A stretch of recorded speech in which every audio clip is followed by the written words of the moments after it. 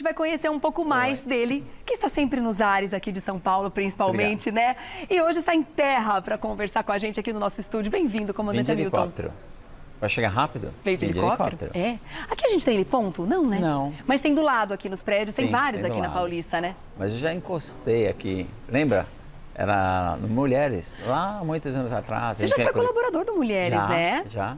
Fazia matérias Beth. especiais para mulheres? A gente fazia mais bagunça mesmo, né? Vinha com o helicóptero, tinha aquele churrasco, lembra? A gente encostava o helicóptero. Você passava com o helicóptero do lado do churrasco, na laje? Bem em cima. Antigamente era mais tranquilo. Fazia aquele barulhão em cima da galera. E saía tudo voando assim? Como é que era? Porque chegar perto saía voando um pouquinho. Eu já fiz um pouco de bagunça, né? Isso é uma coisa que a gente adora fazer aqui nesse programa há anos, é bagunça. Muito legal. É tão bom. Legal, muito legal. Eu acho que foi um dos primeiros programas a usar o helicóptero. É mesmo? É. E como é que tudo começou? Eu achei a sua história interessantíssima, né? Aprofundando um pouco mais na sua biografia. Achei bem interessante porque o amor pela aviação apareceu muito cedo e você não mediu esforços para chegar aonde você queria, para alcançar o seu objetivo. E eu acho que aí já começa uma grande inspiração para muita gente, né? Foi foco, né? Porque parecia impossível. Hoje, para você ter uma ideia, uma hora de voo de um helicóptero custa R$2.000, R$2.500. É caríssimo. Precisa de 100 horas de voo para ser piloto. 100 horas? É. Meu Deus. Você é um piloto profissional, no mínimo. Isso 200 é o mínimo. mil reais, é isso? É, R$250 mil. É uma casa. Muita gente vende a casa. Isso fora o curso, né? Não, para fazer o curso, né? Para você completar, no mínimo você vai gastar 250, 350 mil reais para se formar. Aí é uma das formações mais caras, provavelmente, né? É. E a dedicação tem que ser muito extrema. É uma coisa também assim, o piloto de helicóptero é igual o desenhista. Eu falo porque eu desenho também. Você precisa ter... Tem que ter um instinto, tem que nascer para isso. Eu tenho 3 filhos. Um filho total, focado, realmente, ele nasceu para aviação. O filho do meio, eu ensinei ele, mas ele não tinha. Tanto é que hoje ele é advogado, o Ian, advogado. Não tinha o dom. Não tinha aptidão para isso. E o terceiro filho está pegando, porque assim, eu dei 8 mil horas de instrução. 8 mil horas? É muita responsabilidade. Sim, sem O dúvida. instrutor, ele é responsável pelo aluno que ele forma. Se o aluno tiver um acidente ou provocar um acidente, eu sentiria culpa, porque eu formei ele. Então, cortei muita gente, teve gente que ficou chateada comigo, mas eu cortei porque eu não queria levar essa responsabilidade. Quando você compara com o desenho, que você disse que também faz, é porque tem que ter muita atenção com detalhes? Detalhes é uma coisa que tem que entender tempo. O tempo, nesse mundo que nós vivemos, o tempo, ele é muito importante. Vou te dar um exemplo, para ficar bem prático, fica mais simples. Um piloto de corrida de Fórmula 1, quando ele está correndo, ele vai fazer uma curva, ele já faz a curva na mente antes de fazer a curva. Tem que aprender a pensar rápido, né? Você tem que fazer mentalmente. Na aviação também. Tem atitudes que você depende de 3 segundos para dar certo ou dar ruim. Se apagar o motor, que já aconteceu comigo, você tem que reagir em 1 segundo. Se você reagir em 1 segundo, você tem 70% de chance de dar certo. Sim. Se você reagir em 2, cai para 50. E tomar a decisão certa, né? Sim, não, mas é a reação. É a reação. A reação. A tua reação tem que ser ali em segundos. Que coisa, né? Impressionante. O piloto de Fórmula 1 também. Como vocês realmente... Acho que isso também é uma coisa que vai sendo trabalhada com o tempo, né, comandante? Agora, vamos voltar um pouquinho na história, até porque eu quero que você inspire outras pessoas com a sua força de vontade. Porque na sua biografia você conta que você, quando mudou daqui para os Estados Unidos, você morou um tempo lá, você começou a fazer o curso e precisava dessas horas de voo. Sim. Eu não sei se lá fora muda alguma coisa com relação a essas regras, é mais ou menos horas de voo, mas você também teve que investir muito dinheiro, assim como todo mundo. Aliás, tem muita gente que desiste dessa profissão, infelizmente, porque não consegue, né, esse investimento todo. Tudo que você for fazer na vida tem que ter foco e determinação, porque sempre tem tentações para tirar do caminho, tudo é assim. E o que você fez para levantar esses fundos, para conseguir? A primeira, assim, eu senti que era isso que eu queria, porque desde pequeno eu sonhava que eu estava voando, era a melhor sensação que eu tinha na minha vida, era essa. Aí eu queria voar avião. Depois eu descobri o helicóptero. Quando eu descobri o helicóptero, eu fiquei doido. Só que o preço era impossível. Aí, desde pequeno, eu tenho isso dentro de mim que me ajudou muito. Sabe? Nunca se entregar, sempre determinação, sempre ir atrás, sempre ir atrás. Quanto mais difícil, mais vontade de fazer. Então, isso me ajudou muito. Porque teve momentos que eu senti fome mesmo. Sabe quando você passei fome para conseguir? E eu fui vendo as janelas de oportunidade. Você tem que estar sempre atento. Então, quem quer conseguir, não importa qual seja a região, não importa qual seja o teu problema, você tem que olhar e ir atrás e pegando as janelas de oportunidade, as chances. Eu me agarrei a isso. É verdade que você vendia peças de avião? Sim, era muito legal. Para conseguir pagar as horas de voo? Era um cara que falava só inglês e ele achava que eu falava espanhol. Ele atendia a América do Sul.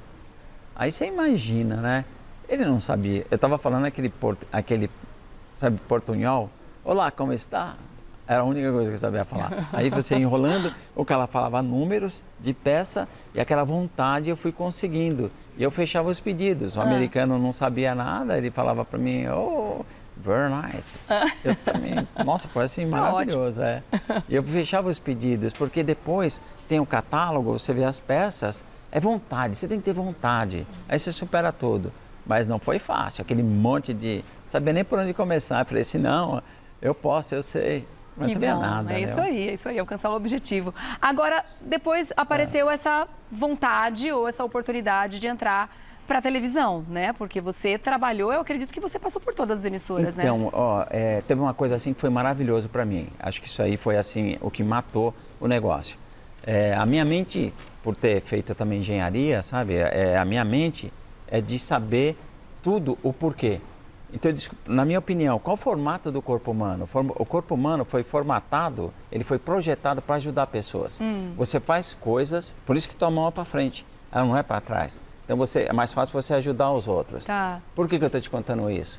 Porque quando eu comecei a voar, eu comecei a trabalhar com câmeras, cinegrafistas. Foi aonde eu senti que tinha caminho. Eu pegava o helicóptero de uma pessoa, pagava para ele o uso e comecei a fazer imagens. Aí o câmera segurava a câmera na mão, antigamente. E eu via que se você errasse, se ele errasse ali na gravação, perdeu. Já era. Aí o que eu fiz? Você acoplou direto no helicóptero? Não, eu coloquei um monitor aqui para mim e comecei, não voava. Os outros pilotos simplesmente voavam. Eu não, eu fiquei de olho no cara, coloquei um monitor para mim. Ainda era diretor de imagem junto com a... Agora, você ajudou muita gente também de lá de cima a participar de momentos... podemos chamar de importantes, né? Sim. Da nossa história. Como, por exemplo, o cortejo do corpo de Ayrton Senna, né? Você estava lá. Esse foi triste. Muito foi triste porque... E foi importante para a gente estar ali, né? Porque, nossa, ali o Brasil parou, né? Foi. E foi uma coisa espontânea. Você vinha, a gente foi acompanhando um helicóptero colado no outro, não dava para mexer. Quando você mexia, olha... Era um mar de gente? Era muita gente. O problema era helicóptero. Chegou a ter 17 helicópteros, um colado no outro. Nossa! Você não podia mudar. Você estava aqui, tinha um helicóptero aqui, outro embaixo, outro do lado. A gente ia conversando entre a gente para poder se deslocar. Porque se qualquer erro, um batia no outro, ia ser um desastre. Tragédia, né? Então você ia lá de cima, você ficava olhando. Essa multidão não foi combinado. Eles iam parando, as escolas iam saindo das escolas. Foi uma coisa assim impressionante. E como o Ayrton Senna, ele guardava o helicóptero no mesmo hangar lá que eu guardava, um dia, ele era muito simples. E um dia eu falei com ele, né? Uma corrida que ele estava em primeiro em Mônaco, e de repente ele começou a correr cada vez mais, acabou batendo, ele não precisava ter corrido. Aí eu falei com ele, Senna, você não precisava ter corrido tanto. Ele falou assim, eu não corro. Ele quer dizer, resumindo, que ele não corria pensando no troféu. O troféu era fácil. Para ele, o importante é a corrida. Claro. Aí o que significa para a gente? Que o importante não é o dinheiro que você ganha, é o que você faz para obter esse dinheiro. Tá vendo? Então, isso daí eu guardei para mim. Eu falo isso muito para os meus filhos, né? Eu acho que isso é fantástico. Curta o processo. Sim. Curta o caminho. Isso que é importante. Né? Quando você chegar, você vai saber que você chegou, mas você curtiu o caminho, curtiu o processo. Essa e outras histórias estão aqui no livro? Sim. Como é que surgiu essa ideia? Então, a ideia do todo mundo, porque os bastidores da televisão, muita coisa aconteceu, Mamonas, várias... como é que foi o crescimento do Domingo Legal, o helicóptero jogando os paraquedinhas, que a gente até falou daquela explosão. Do Gugu, né? O helicóptero, quando entrava, ele praticamente dobrava a audiência. Aí o pessoal queria escrever um livro sobre a minha história. Aí eu falei, não, deixa que eu mesmo faço. Porque eu tive que fazer faculdade de jornalismo. Sim. A gente foi muito atacado. Te cobraram por isso, né? Eu fui obrigado a fazer. Aí foi maravilhoso, eu escrevi o livro, só que além de contar histórias, eu dou várias referências nesse livro. E essas referências, eu estou tendo um retorno assim incrível, que pessoas de comunidade estão lendo o livro, pessoas que nunca leram o livro. Você sabe que o brasileiro, ele tem um problema, ele não lê nem bula de remédio. É difícil, então, né? Então você inspirar as pessoas a lerem, e eles estão... O meu projeto, que eu cheguei, quando eu vim para São Paulo, eu morei numa comunidade, uma favela, a favela do Vergueiro.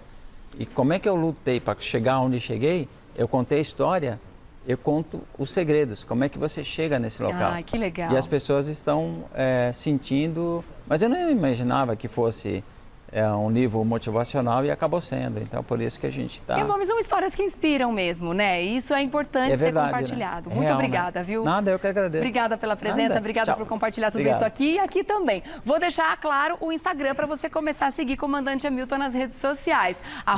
@CMTE Hamilton, com H. @CMTE Hamilton. Muito obrigada pela presença aqui, meu querido. Obrigado. Muito mais sucesso para você, viu? Até a próxima. Agora a gente muda de assunto um pouquinho. Pode ficar, fica à vontade, querido. A gente vai mudar de assunto um pouquinho e...